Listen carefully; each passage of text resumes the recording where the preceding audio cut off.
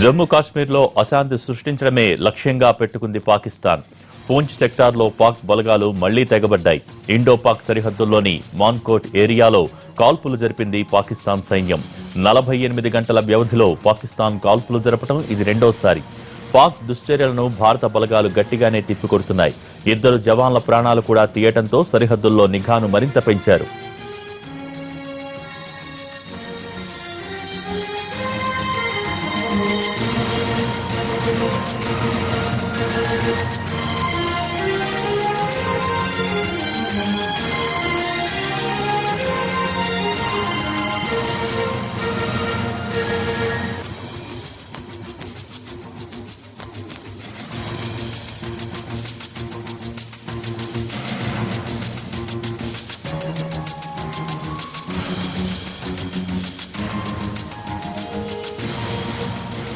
పాకిస్తాన్ మళ్లీ ఎందుకు తోక జాడిస్తోంది?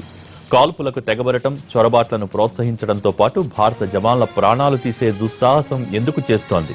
సర్జికల్ స్ట్రైక్స్ చేసినా పాకిస్తాన్ బుద్ధి మార్చుకోలేదా? అవుననే అంటున్నాయి ఇంటెలిజెన్స్ నివేదికలు. సర్జికల్ స్ట్రైక్స్ తర్వాత సరిహద్దుల్లో మరింత అలజడి పెరిగింది. ఉగ్రవాదుల క్యాంపులు కూడా గతంతో పోలిస్తే పెరిగాయి. పాకిస్తాన్కు గట్టి వార్నింగ్ ఇచ్చేందుకు గత ఏడాది సెప్టెంబర్లో సర్జికల్ స్ట్రైక్స్ నిర్వహించింది భారత్. పాక్ ఆక్రమిత భూభాగంలోకి వెళ్లి దాడులు నిర్వహించింది. ఆ తర్వాత పాక్ వైఖరిలో మార్పు వస్తుందని ఆశించింది. కానీ ఉగ్రవాదులను ఉసిగొల్పే విషయంలో పాకిస్తాన్ తన తీరును ఎంతమాత్రం మార్చుకోలేదు.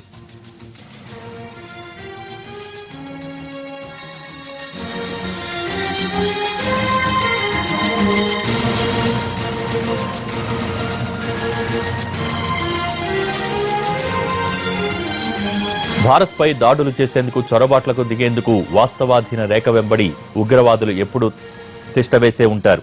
అయితే సర్జికల్ స్ట్రైక్స్ తర్వాత వాళ్ల తాకిడి ఇంకా ఎక్కువైనట్టు అధికారుల నివేదికలు చెబుతున్నాయి. గడిచిన 4 నెలల్లో ఉగ్రవాదులు కొత్తగా 20 క్యాంపులను ఏర్పాటు చేసుకున్నారు. లైన్ ఆఫ్ కంట్రోల్ వెంట వీళ్ల యాక్టివిటీ పెరిగిపోయింది. పాకిస్తాన్ ఇంటెలిజెన్స్ వర్గాలు వీళ్లకు పూర్తిస్థాయి సహకారం అందిస్తూ భారత్ పైకి ఎగదోస్తున్నాయి. సర్జికల్ స్ట్రైక్స్ సమయంలో పీఓకేలో మొత్తం 35 టెర్రరిస్టు క్యాంపులను భారత సైన్యం నాశనం చేసినా అంతే వేగంతో క్యాంపులను ఏర్పాటు చేసుకుంటున్నారు టెర్రరిస్టులు.